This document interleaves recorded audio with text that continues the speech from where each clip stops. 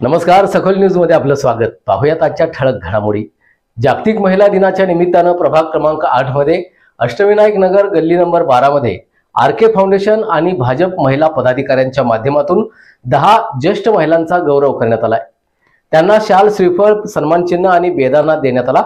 यावेळी माजी नगरसेविका सविता मदने यांनी विविध योजनांची, तर माजी नगरसेवक राजेंद्र कुंभार यांनी प्रभागातील चालू विकास कामं तसंच नियोजित विकास कामांची माहिती दिली आहे।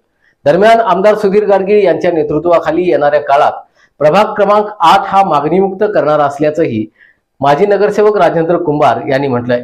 यावेळी सावित्री सुतार, सत्यभागा आयदाळे, छबुताई पाटील, निर्मला माळी, कमल केंगार, शोभा शितोळे, हिरवाई पारसे, शोभा घोरकडे, उज्ज्वला सुतार, स्वाती थोरात, श्यामल ढोबळे, स्वप्नाली गायकवाड, संगीता दोडमणी आदींसह इतर अनेक महिला उपस्थित होत्या।